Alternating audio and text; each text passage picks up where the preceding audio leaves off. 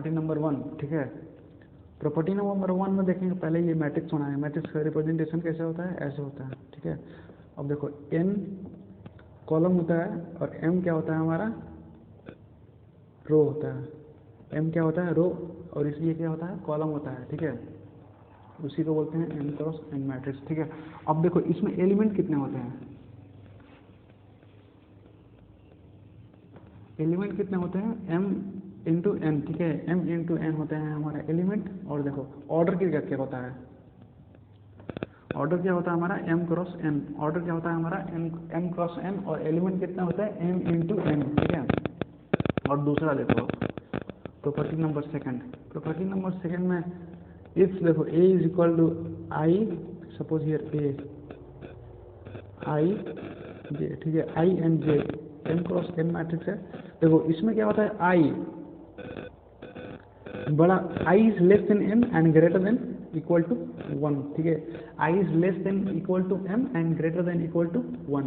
और j क्या होता है हमारा, j is less than m and greater than, sorry less than n होगा इसमें, ठीक है, less than n and greater than equal to 1, ठीक है।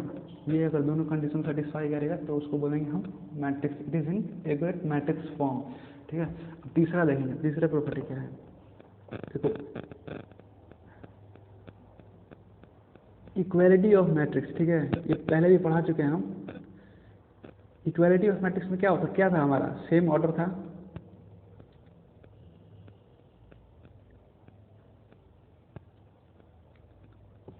सेम ऑर्डर था, सेम एलिमेंट थे, ठीक है। एलिमेंट भी सेम थे, 1 1 1 1, 2 क्रॉस 2, एक दूसरा 1 1 1 1, ये भी है 2 क्रॉस 2, तो ये दोनों सेम है ना, इसको बोलेंगे ऑर्डर भी सेम है, एलिमेंट भी सेम है, ठीक है। ऑर्डर भी सेम है हमारा, एलिमेंट भी सेम है, तो उसको क्या बोलेंगे हम, इक्वालिटी ऑफ मैट्रिक्स, ठीक है। और देखेंगे अब चौथा, चौथा में देखेंगे classification of matrix.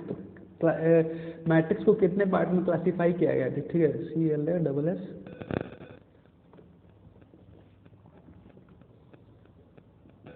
Classification of matrix, ठीक है। तो पहला देखते हैं हम रो मैट्रिक्स, ये सारी की सारी चीजें पढ़ा चुके हैं, ठीक है।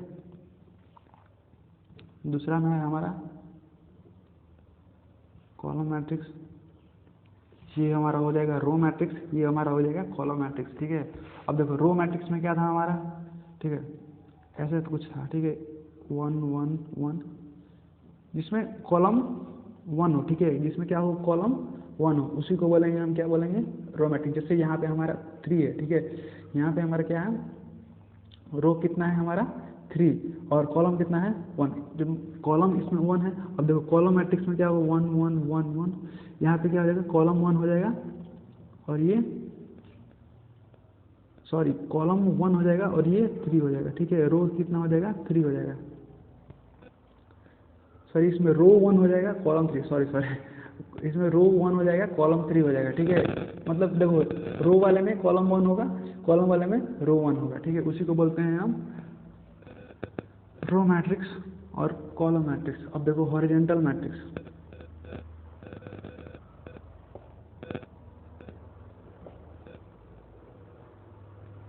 हॉरिजॉन्टल मैट्रिक्स किसको बोलते हैं, इफ देखो m क्रॉस n है ना, m क्रॉस n एक मैट्रिक्स है और m is less than n, ठीक है, m is less than n होगा तो ठीक है। अगर मान लो यहाँ पे m is less than n, n से छोटा मतलब 3 क्रॉस 2, ये हमारा हॉरिजॉन्टल मैट्रिक्स हो जाएगा। क्या होगा, ये हॉरिजॉन्टल मैट्रिक्स हो जाएगा। वर्टिकल मैट्रिक्स क्या होता है,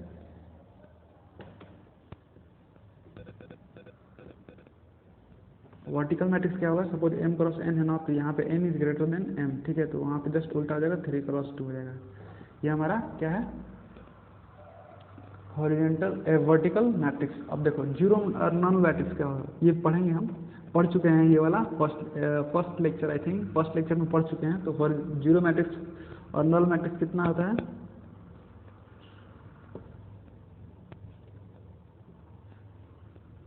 जीरो और नल मैट्रिक्स क्या होता है, ये भी होगा, ये सारी की सारी zero and null matrix, zero और नल मैट्रिक्स है, ठीक है। और स्क्वायर मैट्रिक्स क्या होगा, ये सारी की सारी चीज़ रिवाइज हो जाएगी दोबारा, ठीक है। स्क्वायर मैट्रिक्स क्या होगा, m is equal to n, suppose यहाँ पे m is equal to n क्या, 2 is equal to a b c d, ये 2 क्रॉस 2 मैट्रिक्स है ना, तो m is equal to n है, तो ये हमारा क्या हो जाएगा, स्क्वायर मैट्रिक्स, ठीक है। और स्क्वायर मैट्रिक्स इसको भी बोलते हैं, ठीक है, ऐसे भी रिप्रेजेंट, मतलब देखो स्क्वायर मैट्रिक्स मतलब इसको जब हम मल्टीप्लाई करेंगे ना, डिटर्मिनेंट निकालेंगे तो a d minus B C ऐसे कुछ हो जाएगा, ठीक है। तो उसी को क्या बोलेंगे हम, स्क्वायर मैट्रिक्स। अब नेक्स्ट देखते हैं, नेक्स्ट पॉइंट नंबर 5, ठीक है, प्रॉपर्टी नंबर 5। अब प्रॉपर्टी नंबर 5 में क्या है, suppose determinant of A is equal to 0, determinant अभी पढ़ेंगे लेकिन थोड़ा थोड़ा है इसमें, तो बता देते हैं। तो वो is equal to 0, it implies that A is 0, ये पढ़ेंगे आगे, मैं डिटर्मिनेंट में भी पढ़ेंगे और इसमें भी थोड़ा पढ़ लेते हैं, ठीक है। अब इसमें अगर देखो, अगर डिटर्मिनेंट अगर 0 होगा, किसी भी मैट्रिक्स है उसका डिटर्मिनेंट, ठीक है, डिटर्मिनेंट मतलब अभी पढ़ेंगे, ठीक है, डिटर्मिनेंट 0 है और इट डजंट मीन दैट, ठीक है, हम it doesn't mean that A is 0, ठीक है। अगर डिटर्मिनेंट 0 है तो ये doesn't imply that A is 0। अगर मान लो कोई मैट्रिक्स है, उसका डिटर्मिनेंट 0 हो गया, ठीक है, उसका डिटर्मिनेंट क्या हुआ, 0 हो गया, तो उसका मतलब ये नहीं होता है ना कि ए का वैल्यू 0 होगा, ठीक है, उसका मतलब ये नहीं होगा कि ए का वैल्यू 0 हो, ठीक है। नेक्स्ट पॉइंट 6,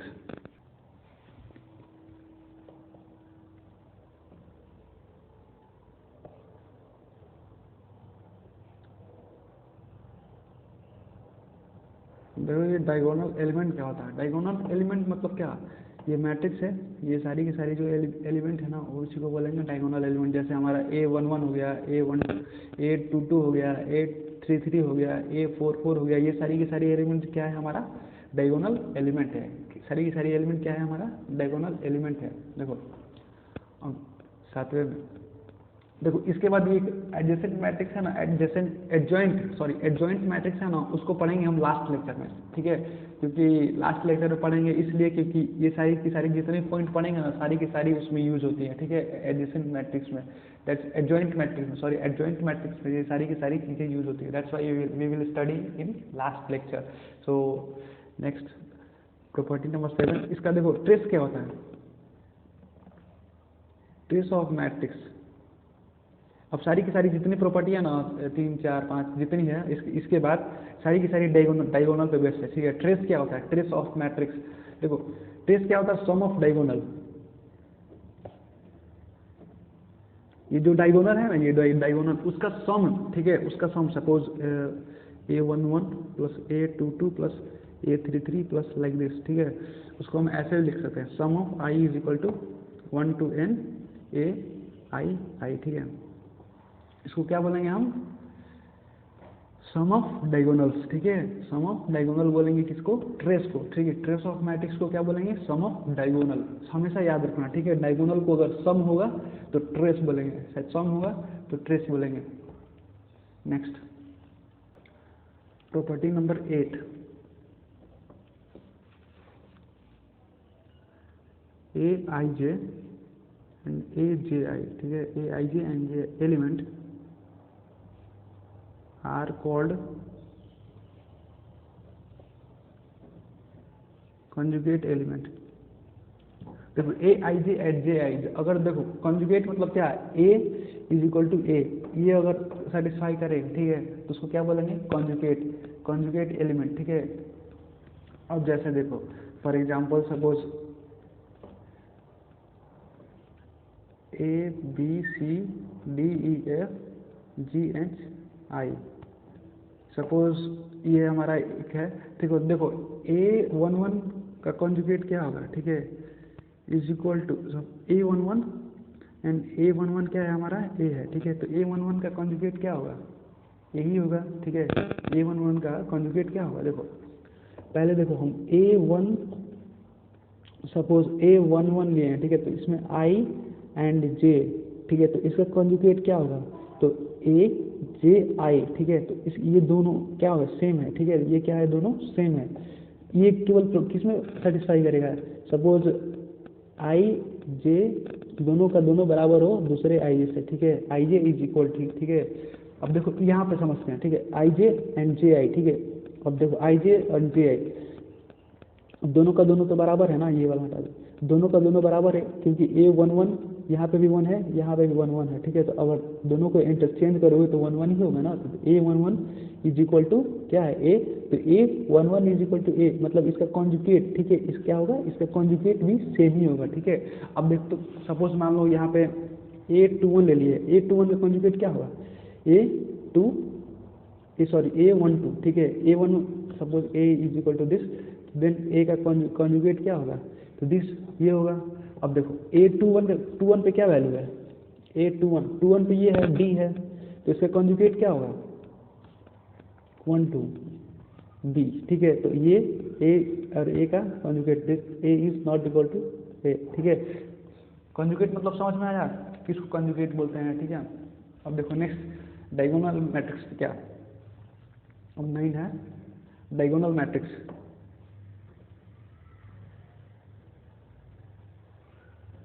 पिछले में देखे थे डायगोनल, बट इसमें थोड़ा और एक्सप्रेस करेंगे, ठीक है। डायगोनल मैट्रिक्स होता क्या है, ठीक है, अ मैट्रिक्स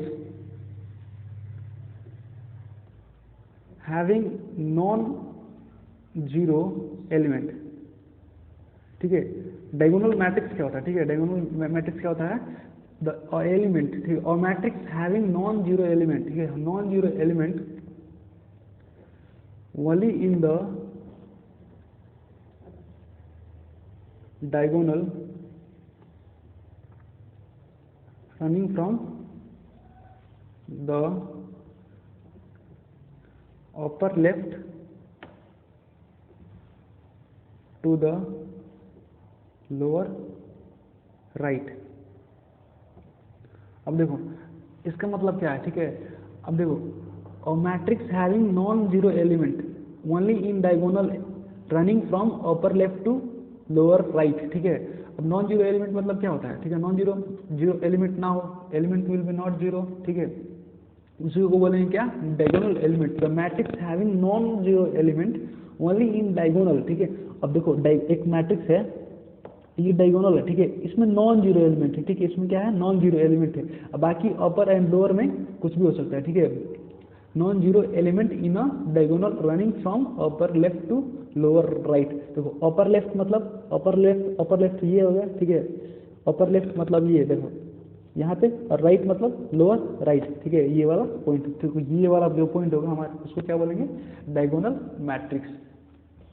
अब देखो डायगोनल मैट्रिक्स में देखो, डायगोनल मैट्रिक्स के बेसिस पे देखो, पहला हमारा एक स्केलर मैट्रिक्स है,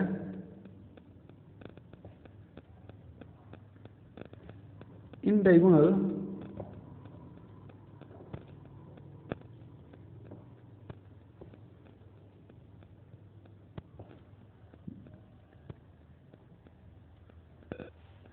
देखो इन diagonal matrix all diagonal element are same, ठीक है।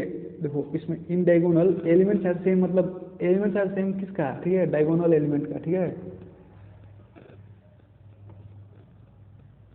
एलिमेंट आर सेम किसका, डायगोनल एलिमेंट का। देखो ये डायगोनल है ना element, suppose for an example ये हमारा क्या हुआ, डायगोनल हुआ, इसमें एलिमेंट सेम हो, ठीक है, एलिमेंट क्या हो 1 1 1 सब सेम हो, ठीक है, तो उसको क्या बोलेंगे हम, स्केलर मैट्रिक्स। उसको क्या बोलेंगे, scalar matrix. If diagonal element are same then we will say it is scalar matrix. अब यूनिट मैट्रिक्स किसको बोलते हैं, सपोज यहाँ पे दो भी हो सकता है, थोड़ा कंफ्यूज होगा तुम, इसलिए इसमें दो सबका सब सेम है, ठीक है, तो उसको क्या बोलेंगे हम, स्केलर मैट्रिक्स। अगर यूनिट मैट्रिक्स किसको बोलते हैं,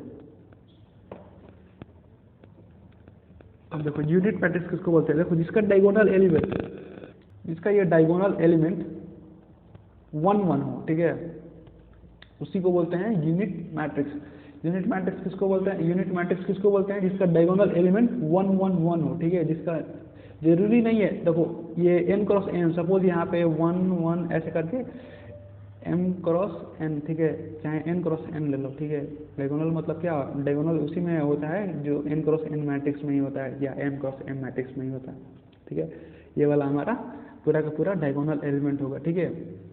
जरूरी नहीं है 3x3 मैट्रिक्स में, बस इसमें n अगर 1 1 1 1 1 1 होते जाए इंफिनिटी तक ना, तो उसको बोलेंगे n×n मैट्रिक्स, और सारा का सारा यूनिट मैट्रिक्स होगा, ठीक है। वो क्या होगा, यूनिट मैट्रिक्स होगा। अब देखिए अपर ट्रायंगुलर मैट्रिक्स क्या होता है और लोअर ट्रायंगुलर मैट्रिक्स क्या होता है। अपर ट्रायंगुलर मैट्रिक्स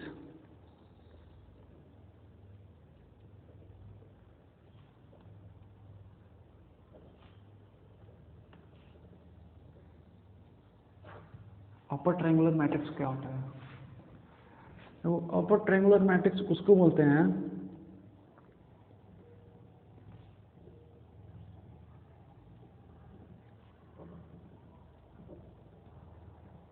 अपर ट्रायंगुलर मैट्रिक्स उसी को बोलते हैं below the main diagonal are zero. देखो फॉर एग्जाम्पल यहाँ पे हम 1 2 3 ले लिए, फिर 0 0 0 4 6 5, देखो और बिलो मेन डायगोनल, ठीक है। मेन डायगोनल हमारा ये है, उसके नीचे, ठीक है, सारा का सारा जीरो हो। अगर ये सारा का सारा एलिमेंट अगर जीरो हो तो उसी को क्या बोलेंगे, अपर ट्रायंगुलर मैट्रिक्स। क्या बोलेंगे उसको, अपर ट्रायंगुलर मैट्रिक्स। अब लोअर ट्रायंगुलर मैट्रिक्स किसको बोलते हैं।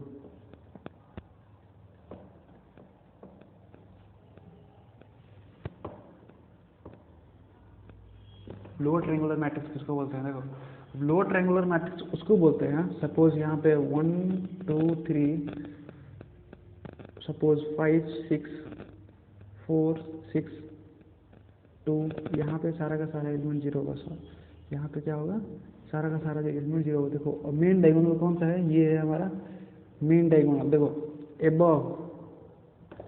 Above the main diagonal are zero, above the main diagonal are zero. अब डायगोनल को ऊपर ये जो यहाँ एलिमेंट है ना, यहाँ पे A21 A12 में A13 में, और इसमें ये सारा जब जीरो हो तो उसको क्या बोलेंगे हम, लोअर ट्रायंगुलर मैट्रिक्स। ऊपर वाले में अगर जीरो हो तो लोअर ट्रायंगुलर मैट्रिक्स, नीचे वाले में जीरो हो तो उसको upper triangular matrix. So next we will see algebra of matrix, ठीक है। एलजेब्रा ऑफ मैट्रिक्स देखेंगे।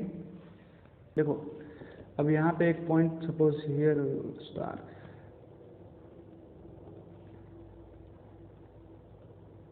Sorry ALGEBRA, algebra of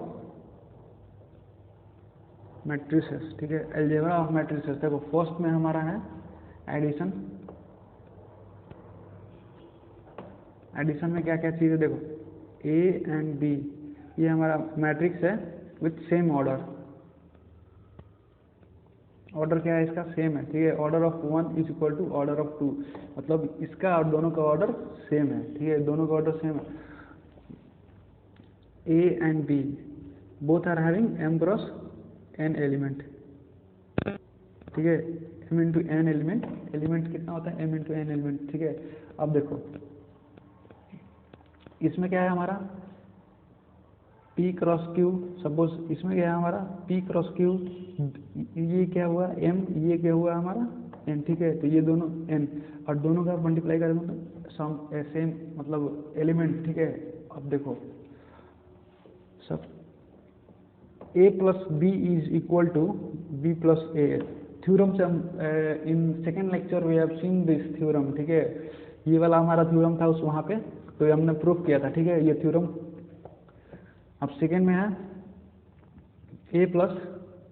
a+c is equal to a+b+c, ठीक है। इस ये भी हम प्रूफ किए थे थ्योरम नंबर सेकेंड या थर्ड में, ठीक है। और ये देखो a+b इज इक्वल टू 0, ठीक है। उसको क्या बोलेंगे, एडिटिव इनवर्स बोलेंगे, ठीक है। सपोज a है हमारा, suppose a is inverse of b, ठीक है। b देखो अब इसको जब ये इनवर्स है, ठीक है, और ये दोनों बराबर है, ठीक है। अब दोनों जब बराबर होगा और ये जब इनवर्स है तो क्या होगा, 0 होगा ना, उसको इसी को बोलेंगे एडिटिव इनवर्स, ठीक है। इसमें से दोनों में से कोई एक नेगेटिव में है, ठीक है, क्या है, दोनों में से एक कोई क्या है, नेगेटिव में है, तो उसको क्या बोलेंगे, और नेगेटिव और पॉजिटिव दोनों अगर सेम होगा तो और उसको ऐड करेंगे तो क्या होगा, जीरो होगा, तो उसी को क्या बोलेंगे हम। अब देखेंगे मल्टीप्लीकेशन ऑफ स्केलर, ठीक है, स्केलर में मल्टीप्लीकेशन, ऑल डायगोनल एलिमेंट, देखो स्केलर मतलब क्या था हमारा, all diagonal matrix are same, उसी को क्या बोलते थे हम, स्केलर बोलते थे। डायगोनल एलिमेंट क्या था हमारा, सेम होता तो था, सेम होता था, उसी को डायगोनल एलिमेंट होता। अब देखेंगे मल्टीप्लीकेशन ऑफ स्केलर मतलब क्या होता है, each element get multiplied if A is square matrix of order and the k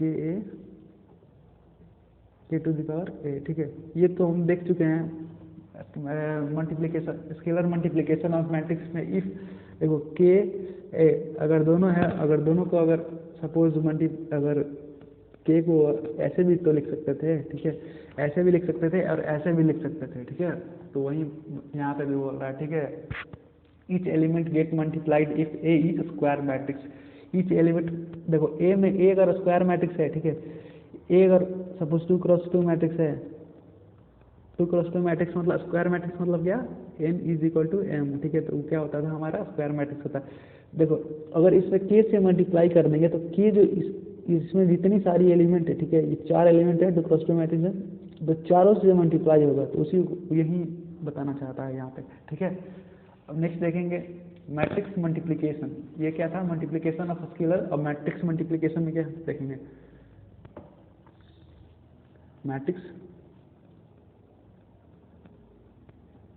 matrix multiplication, ठीक है। अब मैट्रिक्स मल्टीप्लिकेशन मतलब क्या होता है, ठीक है, अगर देखो suppose if A and B have order m cross n, ठीक है, m क्रॉस n है, एक का क्या है p क्रॉस q है, ठीक है, मान लिया p क्रॉस q है, एक का क्या है हमारा m क्रॉस n है। देखो देन अगर देखो दो मैट्रिक्स है हमारा, एक का ऑर्डर क्या है m क्रॉस n, एक का ऑर्डर क्या है p क्रॉस q, ठीक है, तो देखो फॉर ए बी, अगर a और b से मल्टीप्लाई हुआ to be defined if n is equal to p, हम बताए थे, ठीक है, अगर n is equal to p होगा, ठीक है, तभी मल्टीप्लाई होगा, ठीक है, ये n is equal to p होगा तभी मल्टीप्लाई होगा, एंड ये वाला क्या हो जाएगा हमारा ऑर्डर हो जाएगा, ठीक है, m क्रॉस q, ठीक है। हम ये इसमें देखे थे, हम पिछले लेक्चर में देखे थे मल्टीप्लिकेशन वाले में, अगर सेम हो, ये बार बार बोल रहे हैं, ठीक है, ये बार बार बोल रहे हैं, ये भूलना मत। अब अगर ये भूल गए तो ठीक है, जो मैट्रिक्स नहीं भी मल्टीप्लाई होगा उसको भी तुम मल्टीप्लाई कर दोगे, ठीक है, जो अनडिफाइन होगा उसको भी डिफाइन तुम कर दोगे। This is why I am telling, this is why I am repeating regularly. देखो if A and B is defined then N is equal to P, अगर ए बी डिफाइन है तो ये N is equal to P होना जरूरी है, तो ठीक है। B if a and b and if a and b if ab and ba both defined, ठीक है, then order of a is m cross n and b is n cross m, ठीक है। अगर ab and ba both are defined, अगर दोनों define है तो देखो ए के लिए m क्रॉस n होना चाहिए और b के लिए क्या होना चाहिए, n क्रॉस m होना चाहिए, ये ध्यान दो, ठीक है। ए के लिए क्या होना चाहिए, m क्रॉस n, b के लिए क्या होना चाहिए, m क्रॉस n, ये दोनों सेम है ना, सेम है, that's why we are telling this. अब देखो c सपोज a क्यूब है, suppose here it is a cube, then this is multiplied like this, ये नहीं कि मान लो a b c d है और इसको अगर ए है, अगर ए को क्यूब करेंगे तो यहाँ पे भी क्यूब हो जाएगा, ए cube B cube C cube D cube होगा, ऐसे नहीं होगा, ठीक है, दिस इज रॉन्ग, सो ऐसे नहीं होगा, ठीक है, दिस इज रॉन्ग। इसको कैसे मल्टीप्लाई करेंगे, ए बी सी डी फिर ए बी सी डी फिर ए बी सी डी, ऐसे मल्टीप्लाई, पहले इसको इससे मल्टीप्लाई करेंगे, जो रिजल्ट आएगा उसके बाद फिर उसको इससे मल्टीप्लाई करेंगे। जैसे सपोज इसको इससे मल्टीप्लाई करेंगे तो एक रिजल्ट आएगा, सपोज इसको इससे मल्टीप्लाई करेंगे तो बी आ गया, ठीक है। तो फिर बी को इससे मल्टीप्लाई करने के बाद जो रिजल्ट आएगा वो होगा ए क्यूब के बराबर, ठीक है। सपोज एक रिजल्ट आया तो वो ए क्यूब के बराबर होगा। So next we will see property number 10। Property number 10 देखेंगे। देखो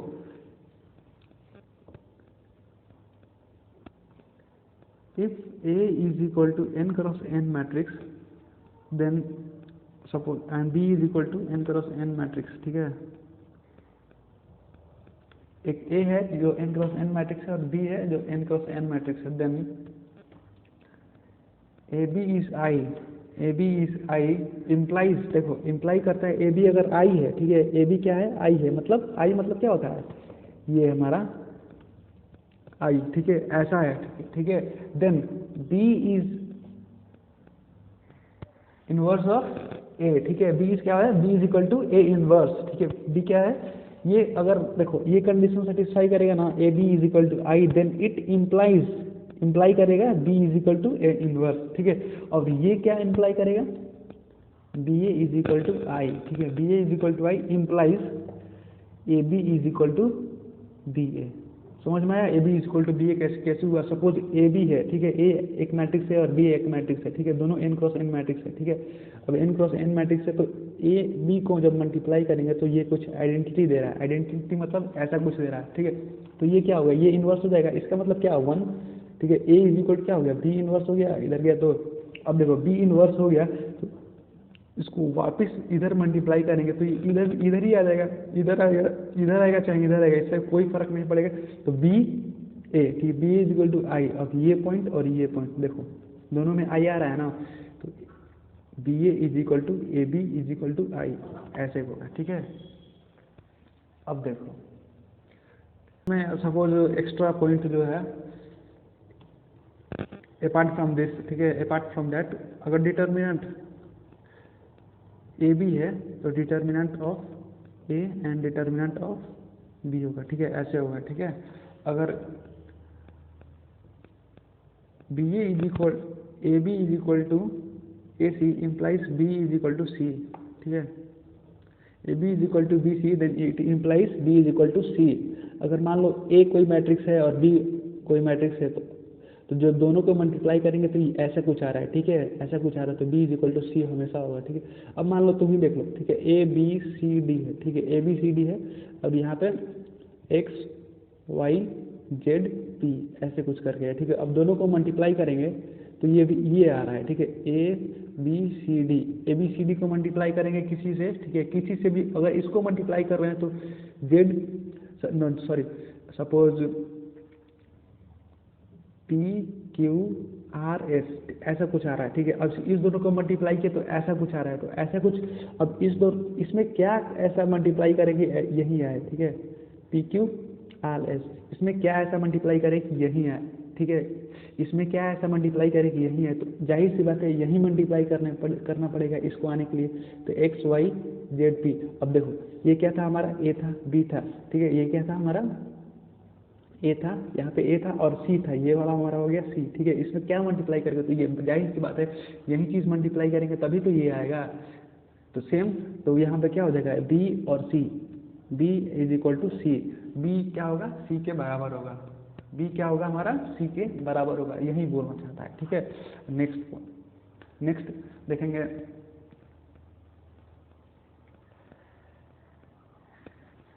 11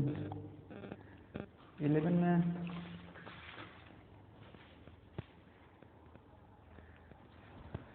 देखो 11 में देखेंगे काइंड ऑफ स्क्वायर मैट्रिक्स। देखो कितने प्रकार के होते हैं square matrix, this is more important, ठीक है। Kind of square matrix. अब देखो स्क्वायर मैट्रिक्स कितने प्रकार के होते हैं, स्क्वायर मैट्रिक्स कितने प्रकार के होते हैं। अब देखो फर्स्ट ले लेते हैं हम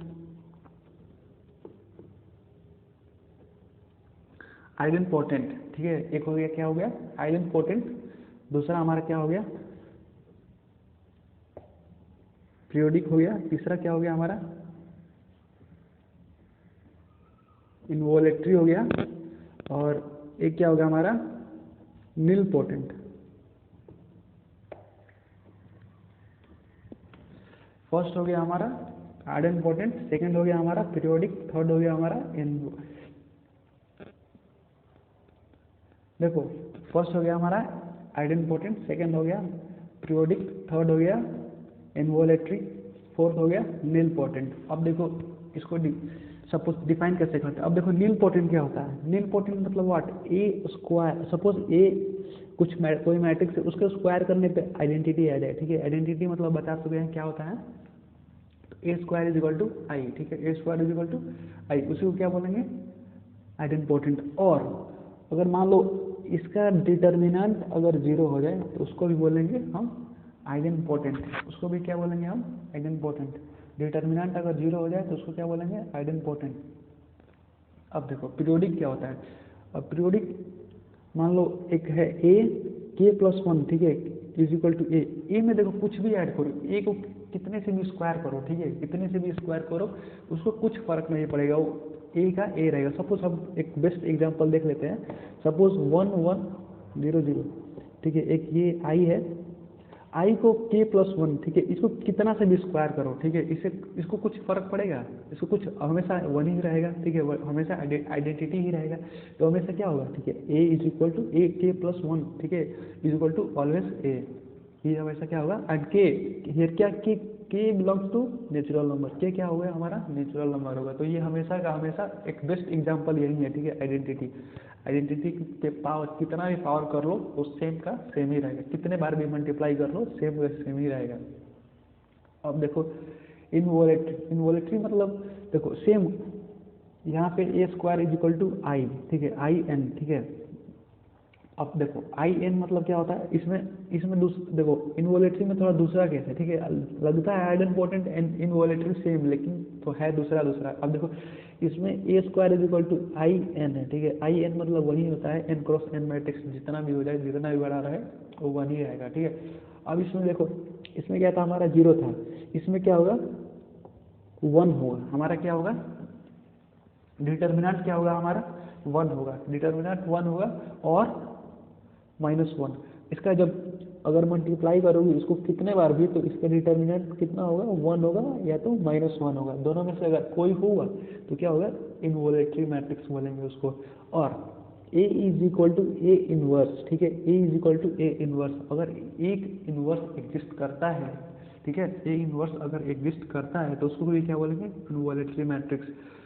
अब देखो A to the power 2m is equal to I, ठीक है, 2m मतलब m belongs to natural number. अब इसको कितने बार भी स्क्वायर करो, ठीक है, इसको कितना बार भी स्क्वायर करो तो आइडेंटिटी ही रहेगा, ठीक है, क्या या तो वन रहेगा या तो माइनस वन रहेगा, कितना भी बार स्क्वायर करो क्या रहेगा यही रहेगा। अगर देखो A to the power 2m plus one, इसका क्या होगा ए हो जाएगा, ठीक है, इसका क्या होगा ए हो जाएगा, इसका आइडेंटिटी है ना, तो इसका वन अगर ऐड करेंगे तो क्या होगा ए हो जाएगा। मतलब देखो अगर मान लो इसको ए टू द पावर 2m है plus one, 2m plus one कैसे लिखे हम, A to the power 2m into A is equal to I. देखो I sorry this will be negative, I think this will be not positive, okay, this will be 2n minus 1, 2n minus 1, sorry, this will be here, it will be 2n minus 1. If you will multiply this then it will be like this, if it will go up then it will be 2 minus 1, okay, then here it will go 2a to the power 2m is equal to A, ऐसे लिख सकते हैं a to the power 2m is equal to a and m belongs to natural number, ठीक है, m belongs to natural number. So next देखेंगे नील potent. अब नील potent क्या है, देखो नील पोटेंट क्या है, पीरियोडिक इज अनडिफाइंड, देखो इसमें क्या है, पीरियोडिक जो है हमारा, ये जो है हमारा अनडिफाइंड है, ठीक है। ये जो पीरियोडिक है हमारा अनडिफाइंड है, उसको क्या बोलेंगे, नील पोटेंट बोलेंगे। पीरियोडिक अनडिफाइंड है, देखो a to the power m is equal to 0 where m belongs to natural number. अब a टू द पावर 8 को कितना बार भी कवर करो, ठीक है। अगर एक नील पोटेंट मैट्रिक्स, उसी को बोलेंगे, एक मैट्रिक्स a है, a का पावर कितना भी कर लो वो क्या रहेगा, 0 का 0 ही होगा, ठीक है। उसको क्या बोलेंगे, नील पोटेंट मैट्रिक्स। अगर देखो a to the power m है, it implies a to the power k is equal to 0 for all k is less than equal to m। ये भी कंडीशन अगर सेटिस्फाई करता हो तो उसको क्या बोलेंगे, नील पोटेंट मैट्रिक्स बोलेंगे। देखो next, the least value of m is called index.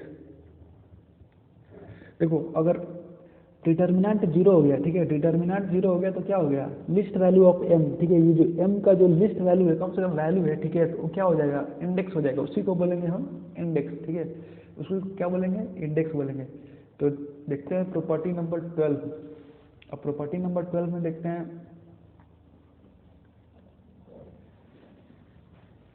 Property number 12। In property number 12 we will see transpose of matrix, ठीक है।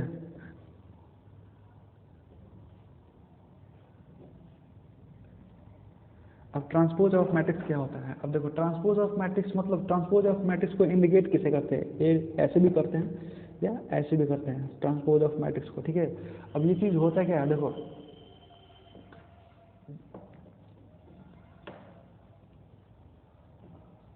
इंटरचेंजिंग रो एंड कॉलम,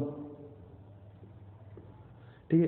अगर रो एंड कॉलम को इंटरचेंज कर देंगे तो उसी को बोलेंगे हम transpose of matrix. If we interchange row and column both, it says that it is transpose matrix. It is known as it is transpose matrix. So we will take one good example to see, to explain this. A is equal to 1 2 3 4 5 6। देखो अब इसका transpose क्या होगा, इसको ऐसे भी indicate करते हैं, दोनों किसी किसी बुक में ऐसे रहता है, किसी किसी बुक में ऐसे रहता है, तो इससे कंफ्यूज नहीं होना है, ठीक है। तो इसको कैसे लिख सकते हैं, 1 2 3 4 5 6। इसका ट्रांसपोज क्या होगा, ए का ट्रांसपोज क्या होगा, ये होगा, ठीक है। ए का ट्रांसपोज 1 2 3 4 5 6 ऐसे होगा।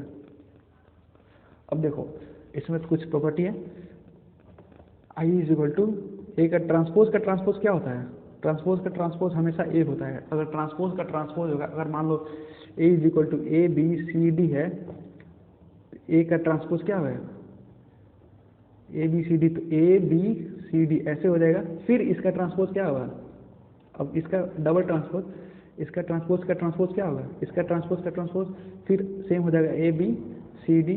देखो ए के बराबर आ गया, तो क्या बोलेंगे, ट्रांसपोज ए का ट्रांसपोज सेम होता है, ठीक है। ए का ट्रांसपोज ए होता है। अब next we will see here second, A plus B का ट्रांसपोज क्या होता है, ए प्लस बी का transpose A transpose plus B transpose होता है, ठीक है। ए प्लस बी का transpose is equal to A का ट्रांसपोज प्लस बी का ट्रांसपोज होता है। देखते हैं एक एग्जांपल, ए प्लस बी का, अब देखो ए का ट्रांसपोज, ए और बी दोनों को ऐड करेंगे, ठीक है।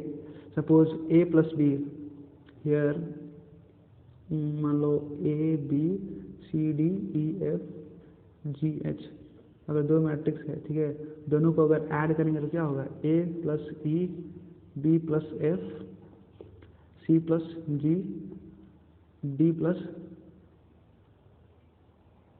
एच डी प्लस एच, ये होगा, ठीक है। अगर दोनों को ऐड करेंगे तो अब इसका ट्रांसपोज क्या होगा, डी सॉरी इसका transpose, suppose here it is A plus B, ठीक है। ए प्लस बी का ट्रांसपोज क्या होगा,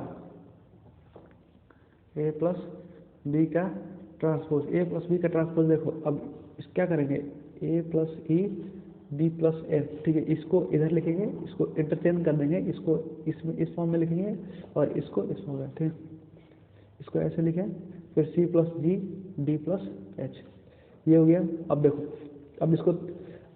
अब इसको अलग अलग करेंगे हम, तो अलग अलग करेंगे तो ए plus B. Again we will do A plus C, sorry like this, B D, ऐसे हो जाएगा। फिर E G F H ऐसे हो जाएगा, ठीक है। तो अगर फिर इसको इंटरचेंज करेंगे, अगर फिर suppose here this is this, फिर अगर इसको इंटरचेंज करेंगे, अगर डबल कर देंगे तो ये सिंगल में आ जाएगा। तो फिर इसको अब ये हटाएंगे तो क्या हो जाएगा, फिर इसका ट्रांसपोज कर देंगे तो फिर अगेन इसमें आ जाएगा A B C D plus E F, ये वाला इधर आ गया G H, ठीक है।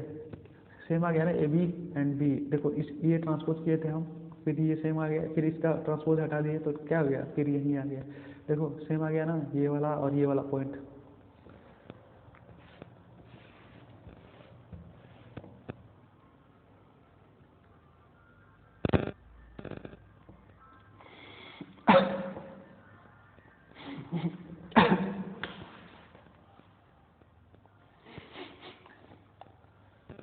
देखो A प्लस बी का transpose is equal to A का ट्रांसपोज प्लस बी का ट्रांसपोज। देखो अब प्रूफ करना है ना, ये A plus B, A B C D हम ले लिए, ई एफ जी एच ले लिए, ठीक है। अब दोनों को ऐड करेंगे तो A plus E, B plus F, C plus G, D plus H.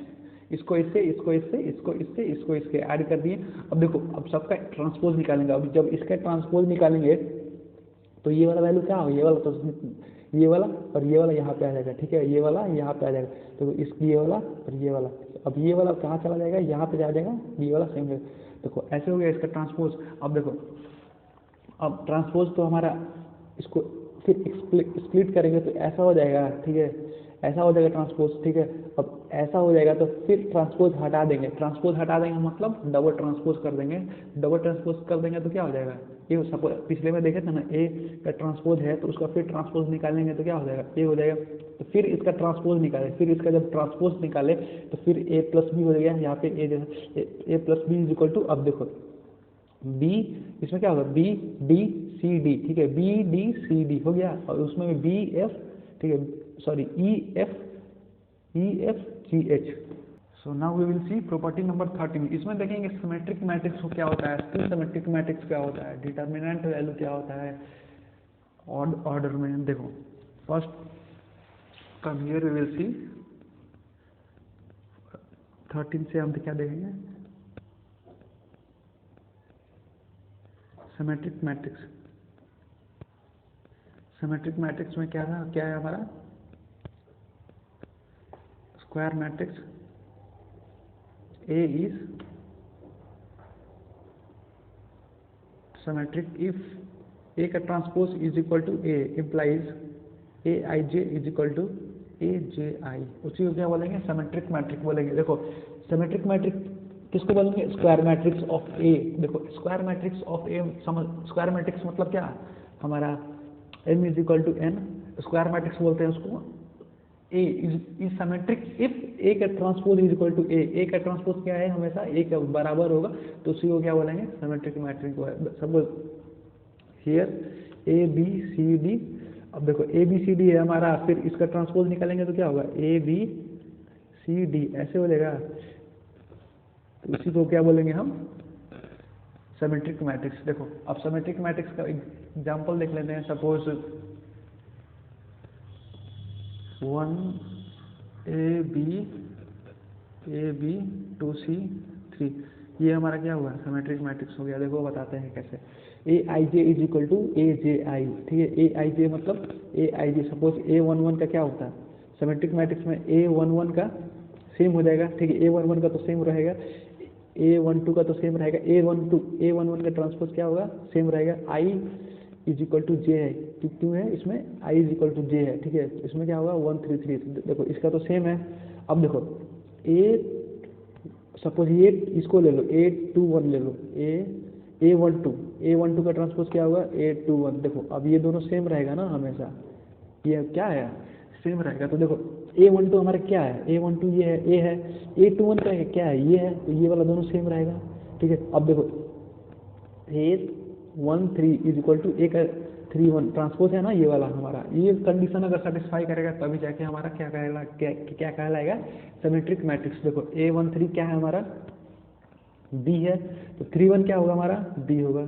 तो देखो ये सही, ये सेम है, B भी सेम है, C सेम है। तो अगर देखो ये अगर सेम है, ठीक है, उसी को बोलेंगे सिमेट्रिक मैट्रिक्स। अगर स्क्यू सिमेट्रिक मैट्रिक्स किसको बोलते हैं, देखो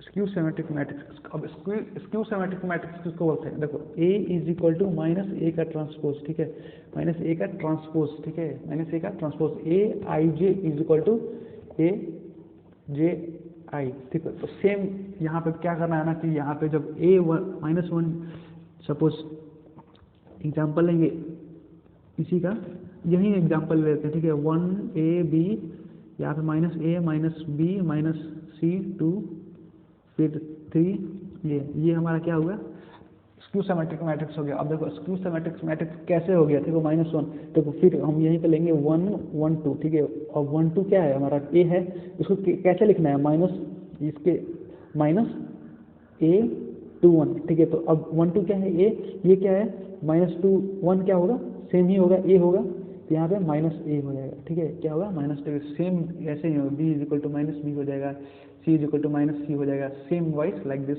it is known as skew symmetric matrix, ठीक है।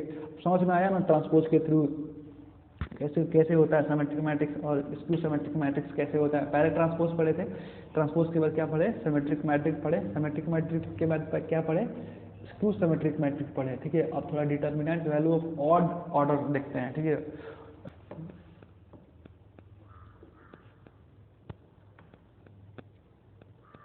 determinant value of odd orders, skew symmetric matrix is Z0। देखो डायमेंशन, देखो डिटर्मिनेंट पढ़ेंगे अगले से अगले लेक्चर में, डिटर्मिनेंट क्या होता है ये सारी चीजें पढ़ेंगे। Determinant value of odd order skew symmetric matrix is 0। देखो इसमें क्या बोल रहा है कि देखो ऑड ऑर्डर जितने हैं सारे, ऑड ऑर्डर मतलब जिसका ऑर्डर ऑड हो, ठीक है, जिसका ऑर्डर ऑड हो वो क्या होते हैं 0 होते हैं। Determinant value of odd order of skew symmetric matrix is 0। देखो अब एक square symmetric matrix, if A is square symmetric matric, maximum जो नंबर है, मैक्सिमम नंबर क्या होता है n into n plus 1 divided by 2। देखो मैक्सिमम नंबर क्या होता है n, ये इंपॉर्टेंट है, ठीक है, n into n plus 1 divided by 2 किस में होता है स्क्यू सिमेट्रिक मैट्रिक में होता है, ठीक है, सॉरी सिमेट्रिक मैट्रिक में होता है। If A is square matrix, अगर स्क्वायर मैट्रिक्स है A is square matrix then maximum number, ठीक है, मैक्सिमम नंबर क्या होगा हमारा n into n plus 1 divided by 2, ये क्या हो गया हमारा सिमेट्रिक मैट्रिक्स। और स्क्यू सिमेट्रिक मैट्रिक्स में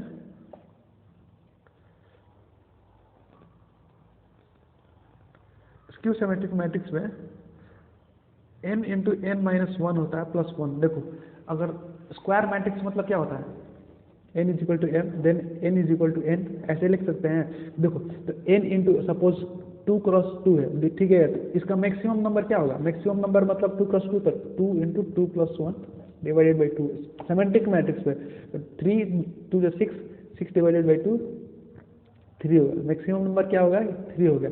अब देखो स्क्यू सिमेट्रिक मैट्रिक्स में अगर 2 क्रॉस 2 मैट्रिक्स है हमारा, तो देखो 2 इंटू 2 माइनस 1 प्लस 1, देखो 2 इंटू 1 हो गया तो 2 प्लस 3 हो गया, आ रहा है सेम।